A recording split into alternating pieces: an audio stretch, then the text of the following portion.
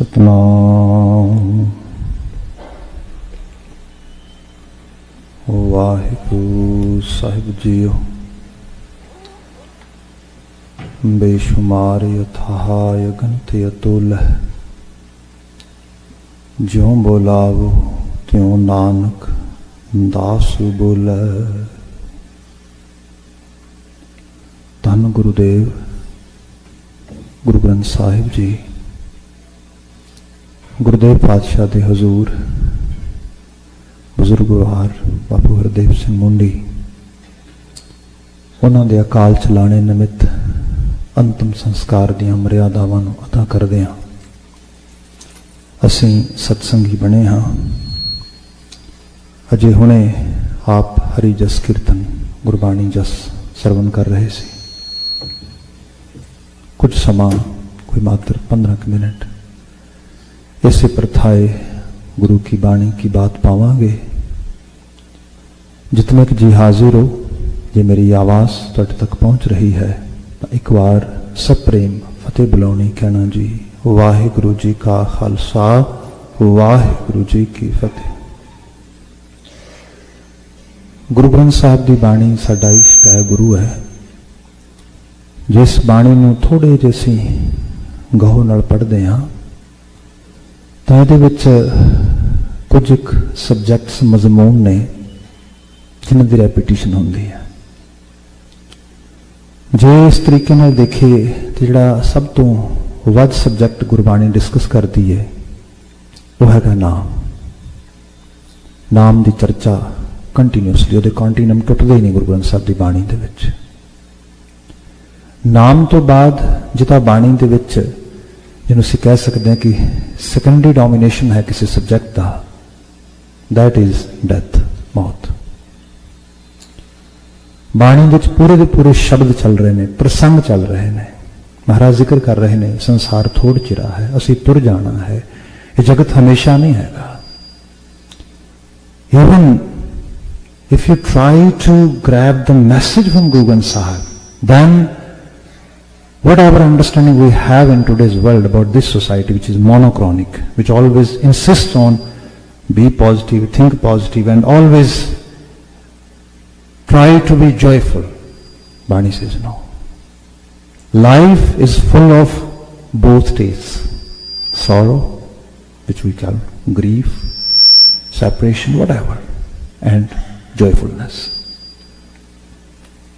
यह नहीं हो सकता तुसी कहो कि एक ही टेस्ट ताओ मर रहे, नहीं, दोवां दा सुमेल है।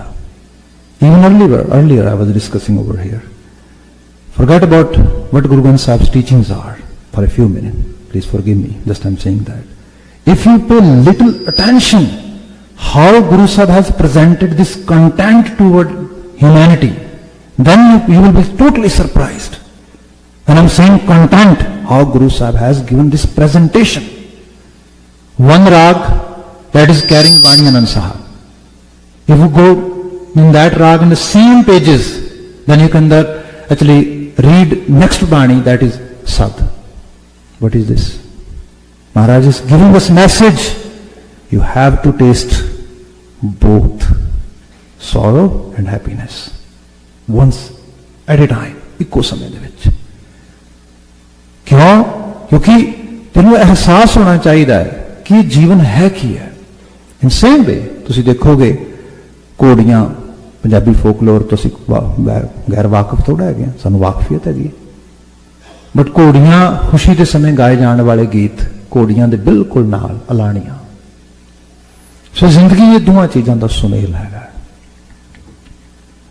जदों असीं संसार विच विचरदे हां, whenever anywhere in any household permanent separation is taking place, we are not able to, and we don't know how to cope with our own psyche world. That are the issues. ये साडी सारियां दियां समस्यावां ने। असीं कोप किवें करना है? मैं सरल भाव विच एग्जाम्पल करदा। सानू साइकोलॉजी च चीज़ समझाई जाती है कि ना जदों मनुख नूं इहो जी खबर न्यूज़ मिलती है कि कोई घर दा जी गुजर गया, someone is passed away, then we have actually two main mechanisms which actually we try to digest that news. One which is very dominating too, that is denial. ਬੰਦਾ ਕਹਿੰਦਾ no, I don't want to hear it, don't even tell me, I don't want to listen it. ਬੰਦਾ ਵਾਰ-ਵਾਰ ਇਹੀ ਕਹੀ ਜਾਂਦਾ, ਮੈਂ ਨਹੀਂ ਸੁਣਨਾ ਚਾਹੁੰਦਾ, ਮੈਂ ਤੇ ਰੋਏਗਾ, ਕਰਾਈ ਕਰੇਗਾ ਸਾਰਾ ਕੁਝ, but at the same time denial, ਵਾਰ-ਵਾਰ ਇਹ ਚੀਜ਼। ਇਹ ਕਈ ਵਾਰੀ ਸਾਲਾਂ ਦੇ ਸਾਲ ਚੱਲਦਾ ਹੈਗਾ। ਮੈਂ ਛੋਟੀ ਐਗਜ਼ਾਮਪਲ ਦਿੰਦਾ ਇੱਥੇ, ਸਾਡੇ ਇੱਥੇ ਫੈਮਿਲੀ ਹੈਗੀ ਹੈ ਜਰਸੀ ਦੇ ਵਿੱਚ, ਜਦੋਂ ਟਵਿਨ ਟਾਵਰਸ ਡਿੱਗੇ ਨੇ, ਦੈਟ ਟਾਈਮ ਉਹਨਾਂ ਦਾ ਉਹਨਾਂ ਦਾ ਬੇਟਾ ਸੀਗਾ ਤੇ ਉਹ ਵਿੱਚ ਸੀਗਾ, ਤੇ ਮੁੜ ਕੇ ਉਹਦਾ ਕੁਝ ਵੀ ਨਹੀਂ ਲੱਭਾ, ਦੇ even couldn't find out any remains for that individual. Family ਨੂੰ ਫਿਰ ਕਿਵੇਂ ਪਤਾ ਲੱਗਦਾ ਵਾਕਿਆ 'ਚ ਹੀ ਹੈਗਾ ਸੀਗਾ, ਬਟ ਉਹ ਇੰਨੀ ਜ਼ਿਆਦਾ ਅੱਗ ਸੀਗੀ, ਸਭ ਕੁਝ ਹੋ ਸਕਦਾ ਨਾ ਉਹ ਚੀਜ਼ ਉਹ 'ਚ। ਮੈਂ ਇਸੇ ਸਾਲ ਸੀਗਾ ਤੇ ਅਰਾਊਂਡ ਨਾਓ ਐਕਚੁਅਲੀ ਇਹ ਟ੍ਰੈਜਡੀ ਹੈਗੀ ਹੈ, 18 ਸਾਲ ਹੋ ਗਏ ਨੇ। ਤੇ ਜਦੋਂ ਅੱਜ ਵੀ ਗੱਲ ਹੋ ਰਹੀ ਸੀ ਇਸੇ ਵਿਜ਼ਿਟ ਵਿੱਚ ਮੇਰੀ 'ਚ, ਤੇ ਉਹ ਭੈਣ ਜਿਹੜੀ ਉਹਨਾਂ ਦੇ ਮਾਮ, ਉਹ ਇੱਕੋ ਗੱਲ ਕਹੀ ਜਾਂਦੇ ਸੀਗੇ, ਮੈਨੂੰ ਨਹੀਂ ਲੱਗਦਾ ਉਹ ਕੰਮ ਤੇ ਗਿਆ ਹੋਏਗਾ ਉਸ ਦਿਨ, ਮੈਨੂੰ ਲੱਗਦਾ ਉਹ ਕਿਤੇ ਬਾਹਰ ਹੋਰ ਚਲਾ ਗਿਆ ਹੋਣਾ। Denial. She doesn't want to listen even that his son is no more. That is the first mechanism we adopt as psychologically. Then second is we actually we experience some kind of glitch in our psyche. Glitch mean ਜਦੋਂ ਅਸੀਂ smart device ਕੋਈ play ਕਰਦੇ ਹਾਂ ਨਾ, ਤੇ ਤੁਸੀਂ ਦੇਖੋਗੇ ਕੁਝ ਕੀ ਹੁੰਦਾ ਹੈ ਕਿ ਤੁਸੀਂ ਉਹਨੂੰ ਕਮਾਂਡ ਦਿੰਦੇ ਹੋ, ਕੋਈ ਕਮਾਂਡ ਲੈ ਲੈਂਦਾ ਹੈ, ਪਰ ਉਸ ਤੋਂ ਬਾਅਦ ਉਹਨੂੰ ਪ੍ਰੋਸੈਸ ਕਰੀ ਜਾਂਦਾ, ਸੈਕਿੰਡ ਨਹੀਂ ਲੈ ਰਿਹਾ, ਉਹ ਮੂਵ ਆਨ ਨਹੀਂ ਹੁੰਦਾ। ਐਗਜ਼ੈਕਟਲੀ ਸਾਡੀ ਸਾਈਕੀ ਵਿੱਚ ਹੀ ਚਲੀ ਜਾਂਦੀ ਹੈ। ਸਪੈਸ਼ਲੀ ਪੰਜਾਬੀ ਸਾਡਾ ਜਿਹੜਾ ਸਮਾਜ ਆ, ਸਾਡਾ ਭੁਰੇ ਤੇ ਬਹਿਣਾ, ਮੈਨੂੰ ਵੀ actually try to show some empathy to beloved ones or family members, and we discuss all that. ਸਾਡੀ ਡਿਸਕਸ਼ਨ ਦਾ ਇੱਕੋ ਹੀ ਮੇਨ ਸਬਜੈਕਟ ਹੋਈ ਜਾਂਦਾ, ਫਿਰ ਵਾਰ-ਵਾਰ ਇਹੀ ਚੀਜ਼ ਰਿਪੀਟਡਲੀ ਕਹੀ ਜਾਂਦੀ ਹੈ। ਆਹੀ ਟਾਈਮ ਸੀਗਾ ਜੀ, ਬਸ ਫੋਨ ਆ ਗਿਆ ਹਸਪੀਟਲ ਤੋਂ, ਬਸ ਆਹੀ ਸਮਾਂ ਸੀ ਜੀ, ਇੱਥੋਂ ਘਰੋਂ ਚਲੇ ਗਏ ਜੀ, ਇਹ ਸੇਮ ਵੇ। ਇਹ ਕੀ ਹੈ? ਗਲਿਚ ਆ ਗਿਆ। ਇੱਕੋ ਮੈਮਰੀ ਜਿਹੜੀ ਹੈ ਵਾਰ-ਵਾਰ ਰਿਪੀਟਡਲੀ ਆਈ ਜਾ ਰਹੀ ਹੈ। ਬਾਣੀ ਪਤਾ ਕੀ ਕਹਿ ਰਹੀ ਹੈ? ਬਾਣੀ ਕਹਿ ਰਹੀ ਹੈ ਪਹਿਲੇ ਲੈਵਲ ਤੇ ਡਿਨਾਇਲ ਨਹੀਂ ਕਰ ਸਕਦਾ ਤੂੰ, ਕਿਉਂਕਿ ਇੱਥੇ ਸਿੰਪਲ ਬਚਨ ਸਾਨੂੰ ਇਹ ਸਮਝਾਇਆ ਗਿਆ, ਜੋ ਉਪਜੋ ਸੋ ਬਿਨਸ ਹੈ। ਜੋ ਜੀਵਨ ਆ ਰਿਹਾ ਹੈ ਉਹਨੇ ਜਾਣਾ ਹੈ ਪੱਕੇ ਤੌਰ ਤੇ। ਇਹ ਬੜਾ ਹਾਰਡ ਆ ਬੰਦੇ ਵਾਸਤੇ ਇਸ ਤਰੀਕੇ ਨਾਲ ਆਪਣੇ ਜਿਹੜਾ ਸਾਈਕੋਲੋਜੀਕਲੀ ਆਪਣੇ ਆਪ ਨੂੰ ਪ੍ਰਿਪੇਅਰ ਕਰਨਾ, but we have this message in our Guru Granth Sahib, and Guru Granth Sahib is saying us, ਜਨਨੀ ਜਾਨਤ ਸੁਤ ਬੜਾ ਹੋਤਾ ਹੈ, इतना को न जानत दिन दिन अवध कटता है, मोर मोर कर अडक लाड भर पेखत ही जमराव हस है। सब कहते मां ये सोचती है मेरा पुत वड्डा हो रहा है, हाँ मां बिल्कुल वड्डा हो रहा है, कद वड्डा हो रहा है, कल 4 फुट सीगा, 2 साल बाद 5 फुट का हो गया, 6 फुट का हो गया, शरीर वड्डा हो गया, that's it's happening. But at the same time जिहड़ी एक होर इनविजिबल फोर्स दे नाल चल रही है, उन्होंने भी ध्यान नाल देख, वो की है? ਇਹਨੂੰ ਕਾਲ ਹਰ ਪਲ ਆਪਣੇ ਵੱਲ ਬੁਲਾ ਰਿਹਾ ਹੈ, ਉਹ ਆ ਰਿਹਾ ਹੈ। ਇਹਦੇ ਵਾਸਤੇ ਵੀ ਆਪਣੇ ਆਪ ਨੂੰ ਪ੍ਰਿਪੇਅਰ ਕਰ, ਇਹਨੂੰ ਵੀ ਆਪਣੇ ਆਪ ਵਿੱਚ ਅਹਿਸਾਸ ਵਿੱਚ ਰੱਖ। ਇਸ ਲਈ ਸਾਹਿਬ ਮਹਾਰਾਜ ਨੇ ਇਹ ਸਾਨੂੰ ਅਹਿਸਾਸ ਕਰਵਾਇਆ। ਦੂਸਰੀ ਬਾਤ, ਡਿਨਾਇਲ ਤੋਂ ਬਾਅਦ ਜੇ ਅਸੀਂ ਨਿਕਲਦੇ ਹਾਂ ਕਿ ਹਾਂ ਇੱਥੇ ਲੇਟਰ ਔਰ ਸੁੰਦਰ ਹੋਏਗਾ ਇਸ ਰੂਪ ਦੇ ਵਿੱਚ, ਫਿਰ ਉਹਦੇ 'ਚ ਇਹ ਹੈਗਾ, ਬਾਣੀ ਕਹਿੰਦੀ ਹੈ ਕਿ ਜਸਟ ਇੱਕ ਬਹੁਤ ਛੋਟਾ ਜਿਹਾ ਪਾਰਟ ਆਫ ਜਿਸ ਜਿਹੜਾ ਉਸ ਇੰਡੀਵਿਜੂਅਲ ਦੀ ਮੈਮਰੀਜ਼ ਦਾ ਤੁਹਾਡੇ ਨਾਲ ਹੈਗਾ, ਉਹਨੂੰ ਕੈਰੀ ਔਨ ਨਾ ਕਰੋ। ਹੁਣ ਸਮੁੱਚੀ ਉਹਦੀ ਲਾਈਫ ਨੂੰ ਦੇਖੋ, ਜਿਵੇਂ ਵੀਰ ਜੀ ਦੱਸ ਰਹੇ ਸੀਗੇ, actually less than 200 years that Bapu ji has been with us in this world.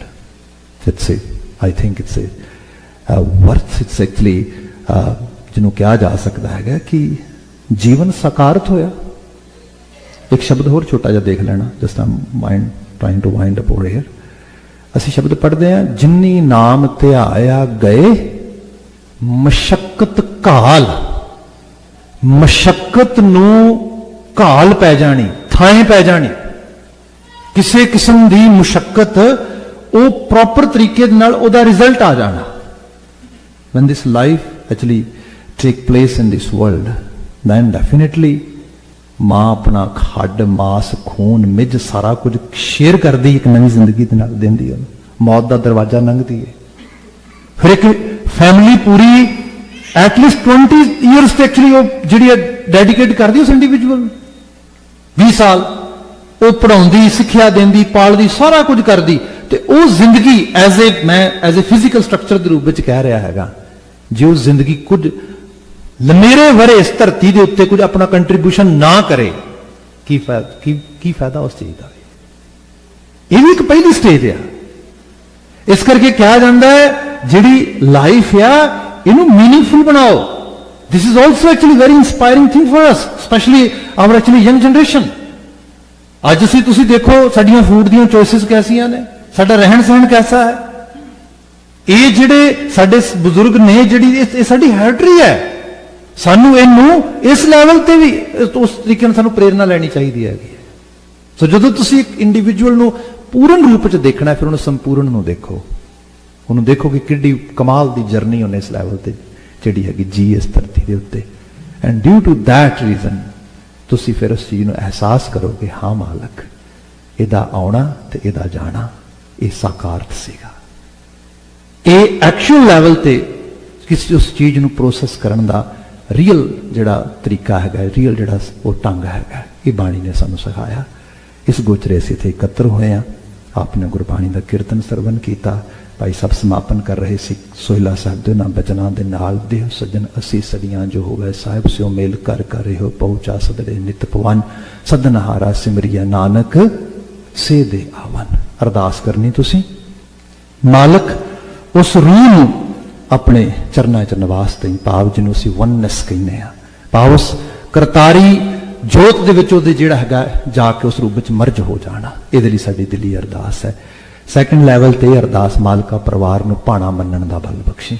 ਇਹ ਅਹਿਸਾਸ ਰਹੇ ਕਿ ਹਾਂ ਮਾਲਕ ਨੇ ਨਵਾਜ਼ਿਸ਼ ਦਿੱਤੀ ਸੀਗੀ ਸਾਡੇ ਨਾਲ ਜੀ ਰਿਹਾ ਸਾਨੂੰ ਜੀਵਨ ਦੇ ਕੇ ਸਾਰਾ ਆਪਣਾ ਕੰਟਰੀਬਿਊਸ਼ਨ ਪਾ ਕੇ ਤੱਤਾਂ 'ਚ ਤੱਤ ਵਿਲੀਨ ਹੋ ਗਏ ਇਹ ਅਹਿਸਾਸ ਉਹਨਾਂ 'ਚ ਰਹੇ ਇਸ ਗੋਚਰੇ ਆਪ ਸਮੂਹ ਸੰਗਤ ਇੱਥੇ ਇਕੱਤਰ ਹੋਏ ਹੋ ਆਪਨੇ ਹੁਣੇ ਅਰਦਾਸ ਵਿੱਚ ਸ਼ਮੂਲੀਅਤ ਪਾਉਣੀ ਹੈਗੀ ਏ ਇਹੀ ਮੁੱਖ ਰੂਪ ਦੇ ਚੋਦਾ ਮੁੱਖ ਮਨਸਾ ਹੈ ਇੱਥੇ ਆਉਣ ਦਾ ਬਾਕੀ ਇਹ ਹੈ ਜਿਵੇਂ ਜਿੱਥੋਂ ਬਾਤ ਪ੍ਰਾਰੰਭ ਕੀਤੀ ਸੀਗੀ ਕਿ ਮੌਤ ਦੀ ਇੰਨੀ ਡਿਸਕਸ਼ਨ ਇੰਨੀ ਚਰਚਾ ਇਹ ਸਭ ਕੁਝ ਬਾਣੀ ਦੇ ਵਿੱਚ ਇਸੇ ਲਈ ਹੈ ਕਿ ਇਹ ਜਿਹੜਾ ਟਾਈਮ ਆ ਇਹ ਜਿਹੜੀ ਸਿਚੁਏਸ਼ਨ ਆ ਇਹਨੂੰ ਅਸੀਂ ਪ੍ਰੋਪਰਲੀ ਹੈਂਡਲ ਕਰ ਸਕੀਏ ਫੈਮਿਲੀ ਦੇ ਲੈਵਲ ਤੇ ਵੀ ਸੋਸਾਇਟੀ ਦੇ ਲੈਵਲ ਤੇ ਵੀ ਨਹੀਂ ਤੇ ਅੱਜ ਦੇ ਹਾਲਾਤ ਜਿਹੜੇ ਬਣ ਚੁੱਕੇ ਨੇ ਮੈਂ ਤੇ ਮੈਂਟਲ ਹੈਲਥ 'ਚ ਕੰਮ ਕਰਦਾ ਤੇ ਕੀ ਦੇਖ ਰਿਹਾ PTSD ਨੂੰ ਲੈ ਲਓ OCD ਨੂੰ ਲੈ ਲਓ ਯੂ ਕੈਨ ਨੇਮ ਇਟ ਬੇਇੰਤਹਾ ਦੇ ਡਿਸਆਰਡਰਸ ਜਿਹੜੇ ਨੇ ਮੈਂਟਲ ਹੈਲਥ 'ਚ ਲਗਾਤਾਰ ਆ ਰਹੇ ਨੇ ਜੋ ਤੁਸੀਂ ਥੋੜਾ ਪਿੱਛੇ ਦੇਖਦੇ ਹੋਇਆ ਕੀ ਹੈ ਕੋਈ ਜੀ ਗੁਜ਼ਰਿਆ ਸੀ ਘਰ ਦੇ 'ਚ ਹੀਲਿੰਗ ਨਹੀਂ ਹੋਈ ਪ੍ਰੋਪਰਲੀ